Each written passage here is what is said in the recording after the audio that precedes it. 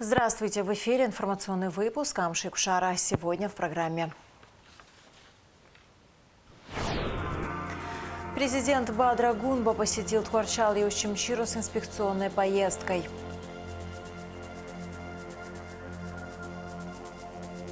В рамках медицинского проекта КБФ «Ашана» в Абхазию вновь приехал травматолог-ортопед Георгий Чибиров.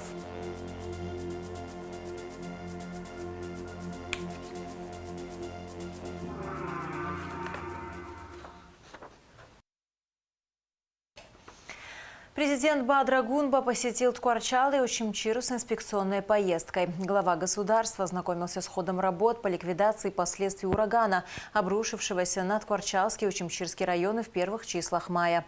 Репортаж Зины Ханагуа. Утро среды знаменовалось для Тхуарчала приездом президента. В начале инспекции глава государства провел совещание, посвященное вопросам ликвидации последствий стихии. Во встрече приняли участие вице-президент Беслан Бигвава, глава района Исидор Дочи, депутаты парламента Герман Кочарава, Беслан Эмурхба, начальник УКС Демир Гамисоня, руководство районной администрации. О ходе проводимых работ доложил Исидор Дочи.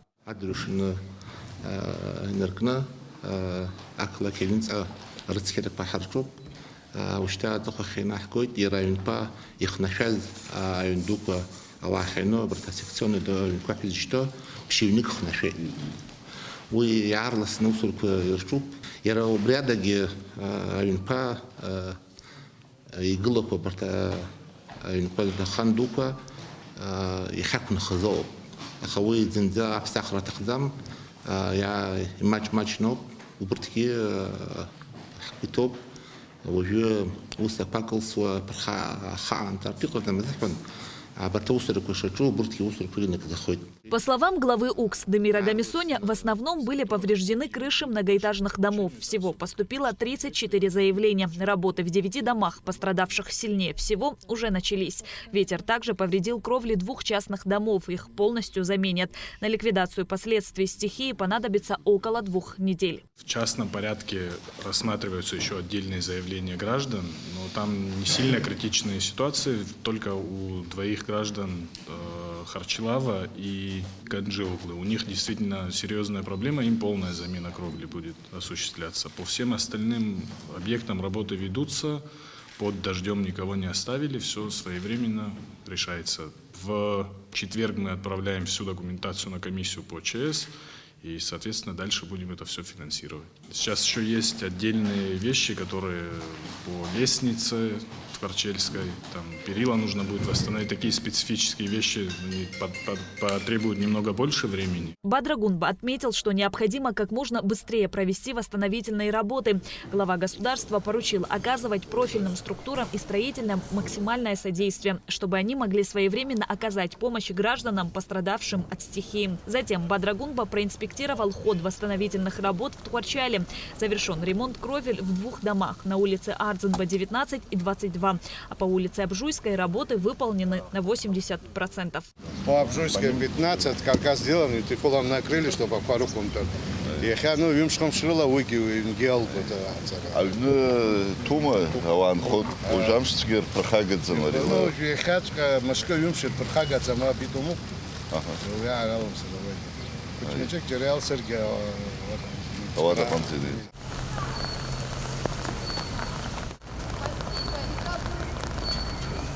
А здесь крышу снял полностью или частично? Здесь полностью крышу. И в оперативном режиме максимально все сделали так, чтобы проблем не создали. А сколько квадратов? 1100 квадратов один дом, 1100 другой. 1142, другой 1152. В рамках рабочей поездки глава государства посетил и садик, который также пострадал из-за стихии. Здесь ураганный ветер повредил забор и часть кровли. Вот садик повредился, но здесь там приехали на парковку макана. Радно было закахивание, там закахивание.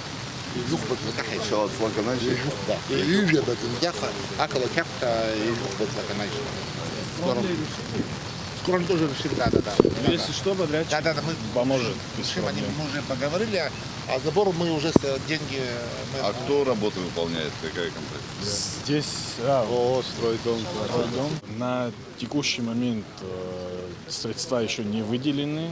Было поручение Бадра Зурабовича о том, чтобы устранить последствия стихийного бедствия.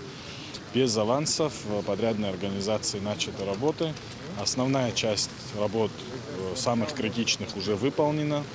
И в течение 2 недель мы собираемся закончить все кровли и устранить все последствия стихийного бедствия. Скорее всего, вот мы составляем уже сметы, основную часть составили. Общий лимит финансирования будет порядка 42-45 миллионов рублей. Все возможности и силы подключены для решения задач, связанных с ликвидацией последствий урагана, подчеркнул глава государства, подводя итоги инспекционной поездки в Тхуарчал. Было отдельное поручение оперативно оказать поддержку жителям Тхуарчала, восстановить крыши, чтобы их не заливало, не затопило непогодой, дождем. Вроде бы все эти вопросы снимаются. Из 4 многоэтажных домов уже буквально 2 дома восстановлены, остальные 2 дома в ближайшие 2 недели будут завершены. Все возможности, все силы подключены для решения задач, связанных с устранением последствий урагана. К сожалению, такого рода ситуация и в Ачимчирском районе, и в городе Сухум, и в Гудаутском районе. Мы оперативно задействуем все силы для решения проблем во всех районах Кавказа. Президент Бадра Гунба также осмотрел 2 многоквартирных дома в Ачимчире. Глава администрации Ачимчирского района Алхас Кацай сообщил, что балконы в многоквартирном доме по улице Куртава, 34, еще до урагана находились в аварийном состоянии, а стихия усугубила положение. Начальник УКС Демир Гамисоня проинформировал, что смета на ремонт балконов была составлена 2 года назад. Жители дома попросили президента оказать им помощь. В данном случае мы находимся в Куртава, 34. Это у нас объект 60-х годов, он находится в аварийном положении. Еще в 2023 году здесь была составлена экспертиза, было заключение. Здесь у нас проблема в пристройке. Балконная часть здесь пристроена была позже, деревянная конструкция. Но несмотря на это, он жилой дом. На сегодняшний день прописаны 9 семей, проживают постоянно 6. Это те люди, у которых нет другого домовладения, у них нет другого места, где они могли бы проживать. Мы это неоднократно проверяли. Условия здесь критические. И в 2023 году была составлена смета, но, к сожалению, работа не была выполнена. Здесь уже выезжали по этой ситуации. Уже составлена смета была еще 2 года назад. Стоимость 4 миллиона 200 тысяч рублей. В принципе, если будет соответствующее поручение, можем завтра же отправить людей, чтобы начали работать. Я добавлю, это бытность нашу было, еще когда здесь работал. История давно, больше 2 лет, 2 года это как сметы составлены, на года 3 это история. Они все время просили, чтобы помогли вот это все снести и просто сделать фундамент. Они дальше уже на стройку сами сделали. Мы в итоге каркас поднимаем и площадку делаем. Да. Посчитайте с учетом изменившихся цен, посмотрите. А из нового, что повреждено, это крыша этого дома. Вахахума.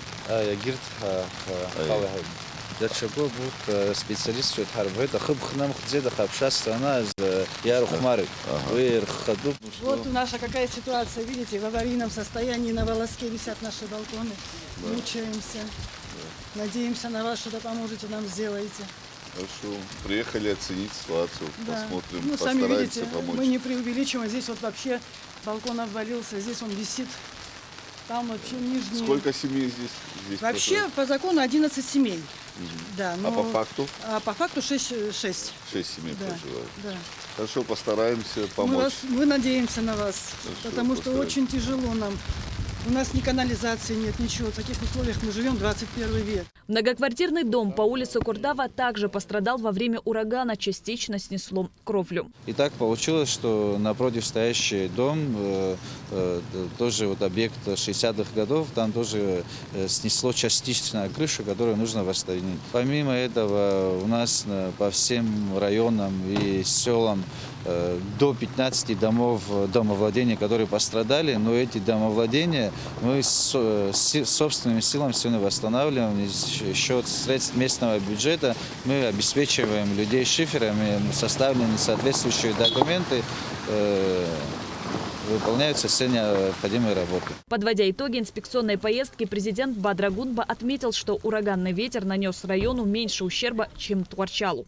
Ситуация в Очимчире полегче, учитывая, что количество домов, с которых ураган снес крыши, меньше. Но при всем при этом это все касается непосредственно людей. Вопрос, связанный с ремонтом крыш, мы здесь тоже держим на контроле. Я уверен, что в течение 1,5 недели все вопросы, связанные с решением последствий и ликвидацией последствий урагана, мы завершим.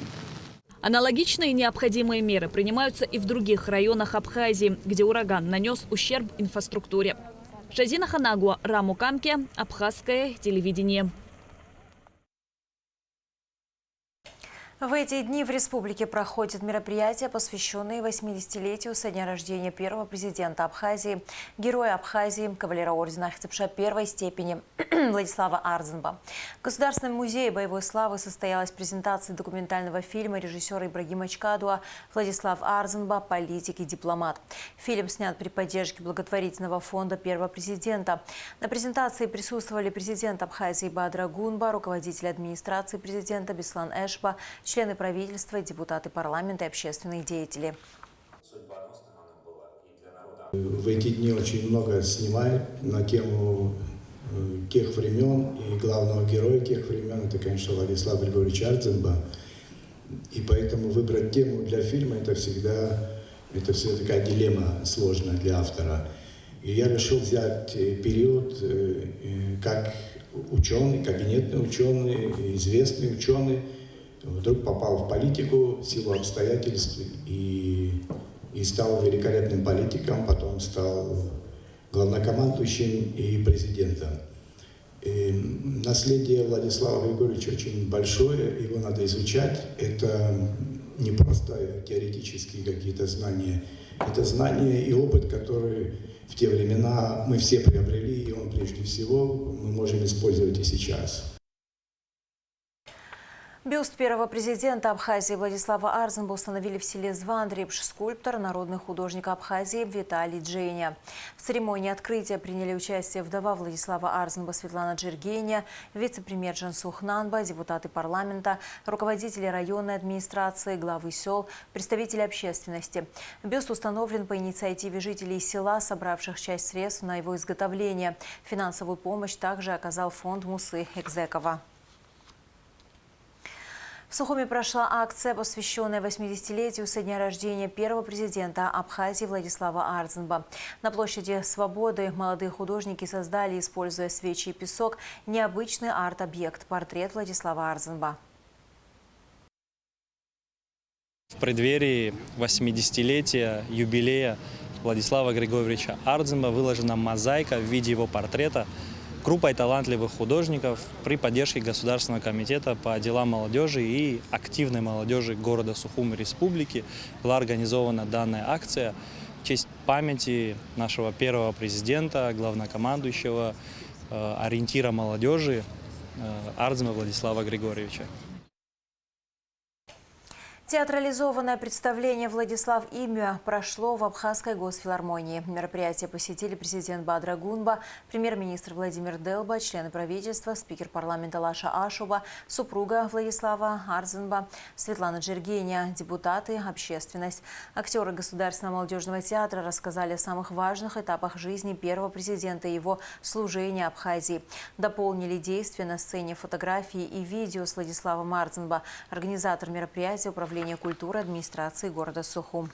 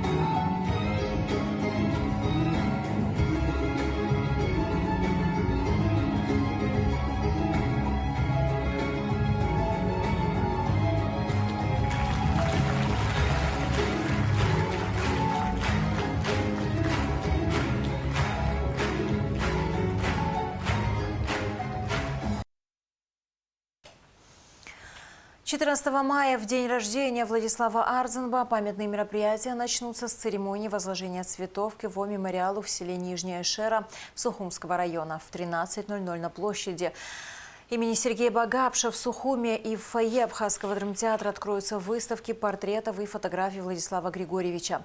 В 13:30 в Абхазском драматическом театре начнется торжественное заседание. Здесь же будет презентован документальный фильм режиссера Тимура Квиквискери «За кем идут люди».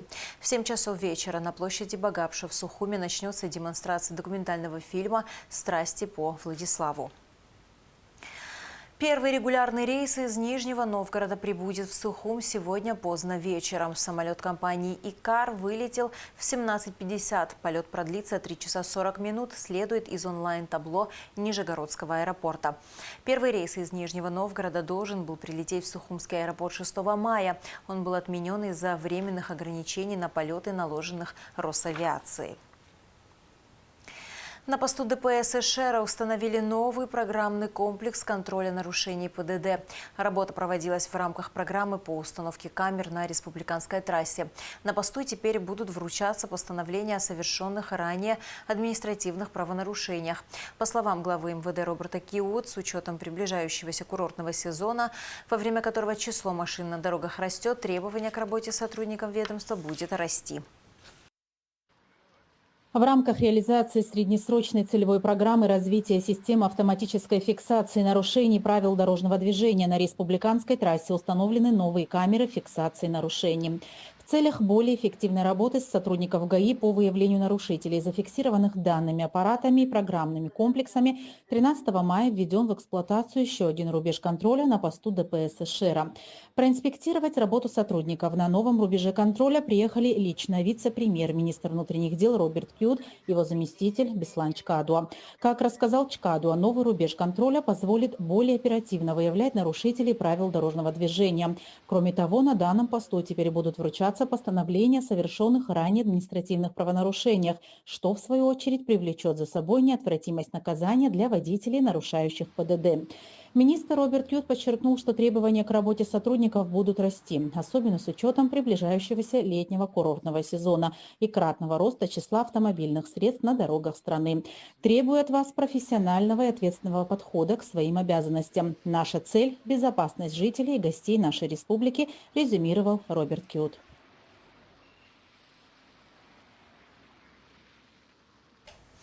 В рамках медицинского проекта КБФ «Ашана» при поддержке Министерства здравоохранения в Абхазию вновь приехал травматолог-ортопед Георгий Чибиров. Он проведет операции 13 подопечным фонда, а также бесплатные консультации для детей с заболеваниями опорно-двигательного аппарата и ДЦП. Обо всем подробно в репортаже Али Китрапш. С 10 по 21 мая по приглашению фонда «Ашана» в рамках медицинского проекта «Здоровое поколение» с рабочим визитом Абхазию вновь посетил травматолог-ортопед, кандидат медицинских наук Георгий Чибиров. В рамках визита на базе Республиканской детской больницы Георгий Чибиров провел операции детям с нарушениями опорно-двигательного аппарата и ДЦП. Александру Калайджану 14 лет, у него ДЦП. Буквально вчера мальчику сделали операцию на руку и сняли металлоконструкцию с ноги. Сейчас Саша чувствует себя хорошо. Впереди его ждет реабилитация. Все понравилось. Врачи общительные, хорошие. Шутки тоже понимают. Просто сейчас пока у меня колени, когда я встаю, согнутые. Из-за этого я пока самостоятельно не могу стоять, но гарантию дали, что я буду ходить. И я, кстати, обещал людям, когда интервью давал, что когда я встану, я станцую. Георгий Чибиров в этот приезд прооперирует 13 подопечных фонда Ашана. У всех детей различные заболевания опорно-двигательного аппарата. 7 пациентам будут делать первичные операции, остальным повторно. По словам Георгия Чибирова, операции 5 пациентам уже прошли успешно. Большая часть это пациенты с ДЦП, но также есть еще пациенты с врожденным аномальным развитием позвоночника, спина бифида, и посттравматические пациенты, а также пациент с гидроцефалией, которому мы блокировали зону роста для того, чтобы компенсировать укорочение ноги и реконструировали стопы. Результаты операции превосходят наши ожидания, что тоже не может не радовать. Радует то, что есть оснащение и металл. При поддержке фонда Ашана мы его закупили. Наличие инструментария и металлоконструкции, необходимой для выполнения операции, значительно упрощает работу операционной. Поэтому еще раз поблагодарю фонд Ашана и Минздрав Республики Абхазия за то, что нас в этом плане очень хорошо поддержали. На проведение ортопедических операций 13 подопечным фонда Ашана необходимо собрать 1 миллион 551 тысячу 720 рублей. Стоит отметить, что суммы на проведение операций для семей подопечных фонда неподъемные, и потому каждый вложенный рубль имеет значение и может изменить жизнь этих детей, дав им шанс на полноценное будущее. Фонд Ашана призывает неравнодушных граждан помочь в сборе необходимых средств.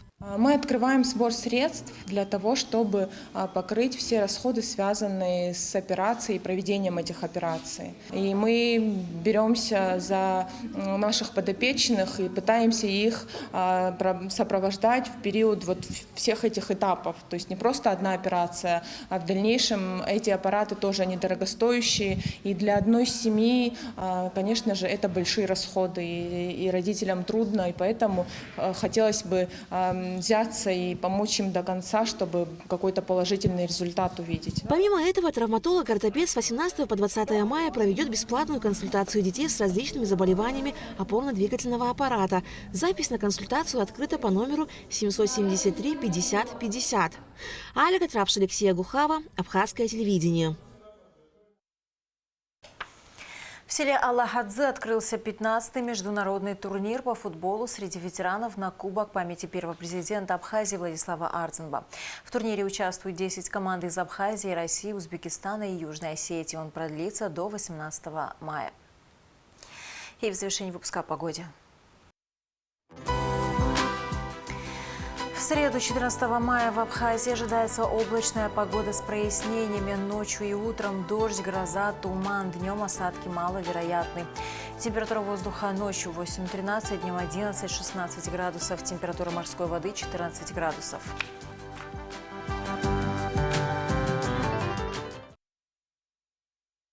На этом наш выпуск завершен. До скорых встреч в эфире.